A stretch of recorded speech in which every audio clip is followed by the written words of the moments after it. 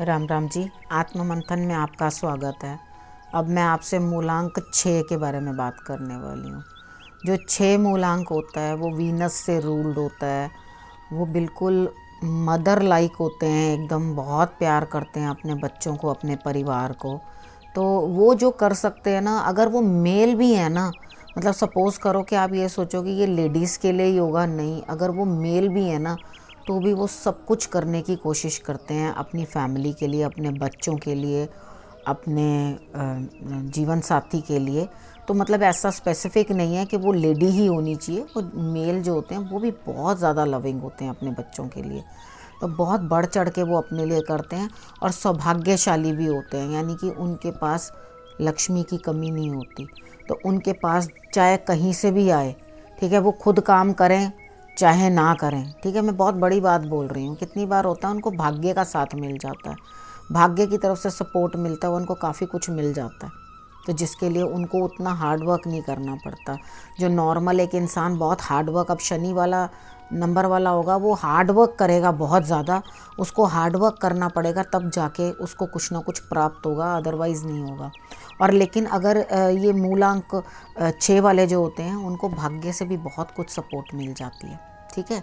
तो वैभव का ग्रह होता है, तो वो अच्छी लैविश लाइफ, यानी कि कोई भी चीज़ जो वो पसंद करते हैं ना, उनकी पसंद एकदम ऐसी होती है लाजवाब। यानी कि अगर वो फर्नीचर लेकर आएंगे तो उनका फर्नीचर बहुत ही बढ़िया है, जिसको कहते हैं ना मुंह से बोलता है, सब में से बेस्ट चीज़ चुन के लाएंगे। वो एक डॉग भी खरीदेंगे ना तो भी डॉग भी टॉप क्लास का ही लेंगे, कि ये नहीं, मुझे जो सबसे बढ़िया और सबसे महंगा है वही मुझे चाहिए।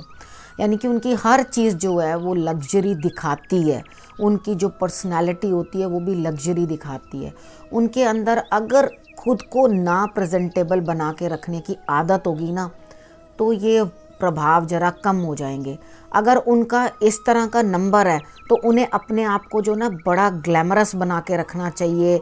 मतलब मैं ये नहीं कह रही ओवर बन जाओ, जो आपकी एज भी ना हो उसके अकॉर्डिंग बनकर आप बेकार लगो, वैसा नहीं मैं बोल रही। मैं आपको बोल रही हूँ कि आपको बहुत अच्छी तरह से अपने आप को प्रेजेंट करना चाहिए। यानी कि आपके शूज़ अच्छे होने चाहिए, अगर मेल हो तो आप शूज़ अच्छे होने चाहिए, और वेल प्रेस्ड कपड़े, यानी कि अपने आप को कैरी करने का तरीका आपका बहुत अच्छा होना चाहिए, तब तो आपको ये रिज़ल्ट और बेटर मिलेगा। उसके बाद सेकेंडली क्या है, अगर आप अपनी ड्रेसिंग सेंस अच्छी नहीं रखते, तो वैसे तो अदरवाइज़ इन लोगों में इनबॉर्न ही अच्छी सेंस होती है, अच्छे परफ्यूम्स लगाते हैं, इनको बड़ी समझ होती है परफ्यूम्स की, और इनको बड़ी समझ होती है किस तरह से कपड़े पहनते हैं। अगर इन केस शुक्र कुछ गड़बड़ है तो आपके कपड़ों को देखकर पता चल जाएगा कि आपका शुक्र जो है वो गड़बड़ है, ठीक है। तो आप उनको अच्छे से कैरी नहीं कर पाते, अपने कपड़ों को ठीक से पहनते नहीं, मिसमैच पहन लोगे, एक ही जैसे पहन के हमेशा ही रखोगे, मतलब कुछ अलग अलग तरह के चेंज नहीं करोगे अपने आप को। अगर आप अपने आप को चेंज करते रहते हो टाइम के साथ साथ,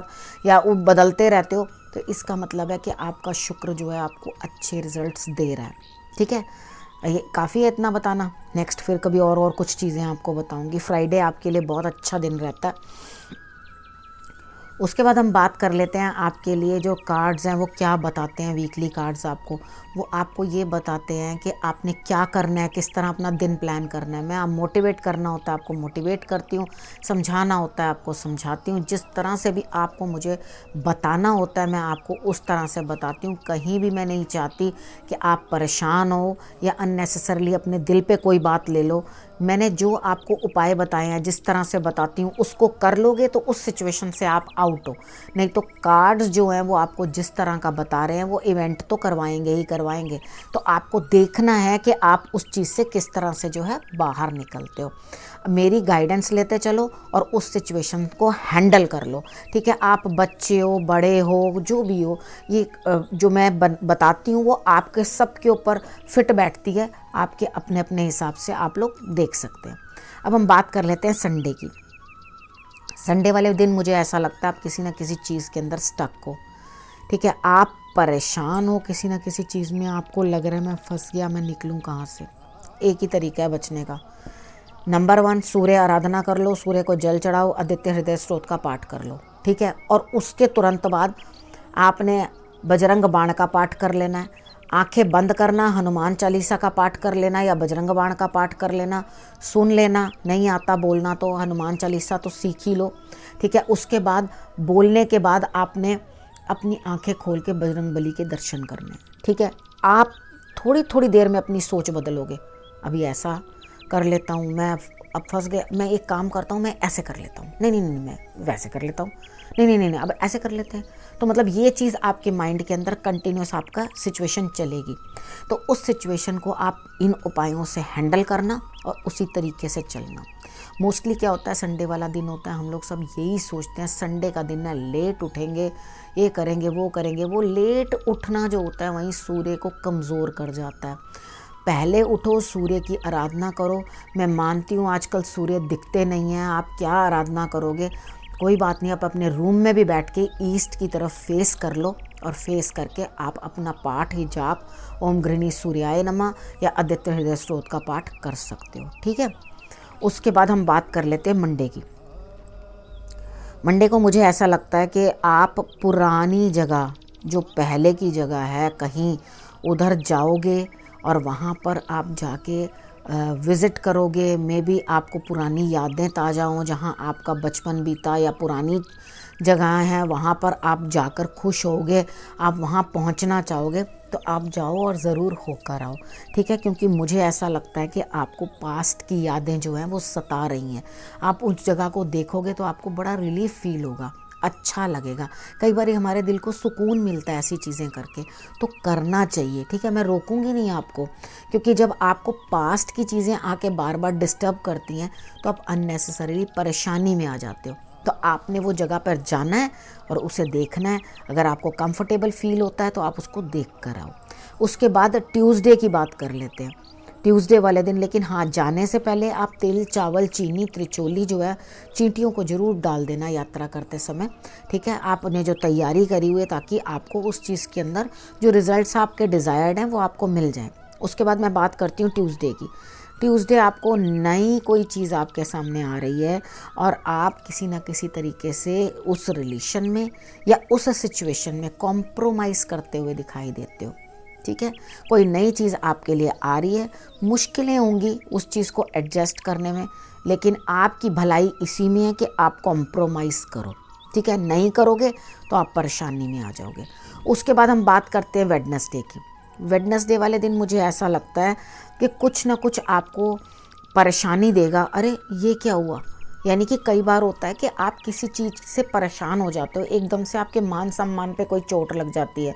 कितनी बार होता है अचानक से कोई इस तरह की बात हो जाती है कि आपको पता ही नहीं होता, भैया मैंने तो ऐसा कुछ किया ही नहीं।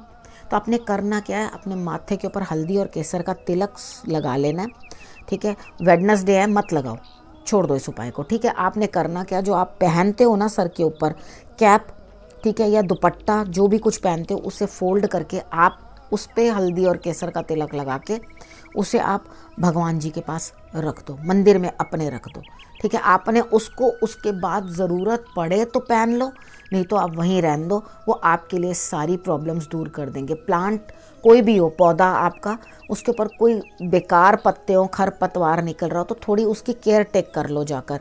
5-10 मिनट ही लगेंगे, ज़्यादा नहीं लगते। तो इतना सा समय जो है अपने प्लांट्स को दे दो। तो मुझे ऐसा लगता है कि जो आपको बहुत ज़ोर से जोर का झटका स्ट्राइक करने वाला है वो आपके लिए कंट्रोल हो जाएगा, ठीक है।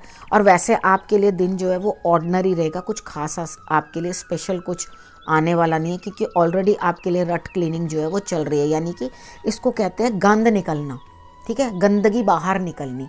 तो उसको अगर आप इस तरह से लोगे ना तो आप बड़े खुश होगे। यानी कि कितनी बार ऐसा होता है, कुछ ऐसा झटका लगता है हमें, तो 2-4 लोग हम में से छटके निकल जाते हैं हमारे अपने ग्रुप में से या कुछ।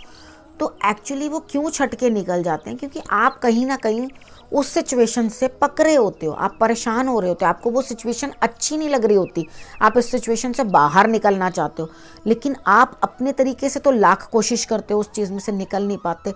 उनका, ईश्वर का अपना एक तरीका है, वो एक जोर से बिजली गिराते हैं और उस चीज़ को, सब चीज़ों को तितर बितर कर देते हैं। उसमें से कुछ तो आपके साथ रह जाते हैं और कुछ स्प्रेड हो जाते हैं, बाहर निकल जाते हैं।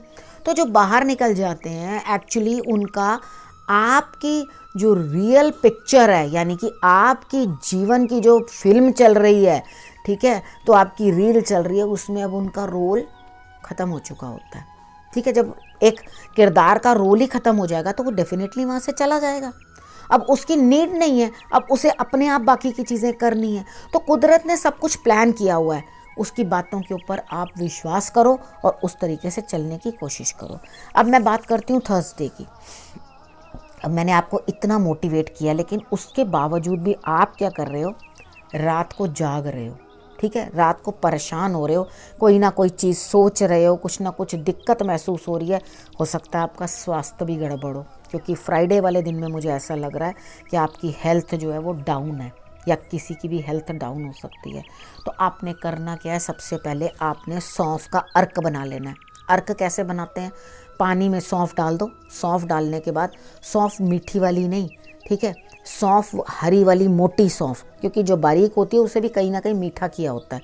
मैं फीकी सौंफ की बात कर रही हूँ, जो मोटी होती है। ठीक है, उसे लेकर पानी में डालकर थोड़ी देर उबालो। उबालने के बाद उसे जब वो हाफ़ क्वांटिटी रह जाए तो उसके बाद उसे ढक दो, ठंडा होने दो। ठीक है, बंद कर दो उसे, ठंडा हो जाए तो उसको थोड़ा थोड़ा करके आप सिप सिप करके पी लेना।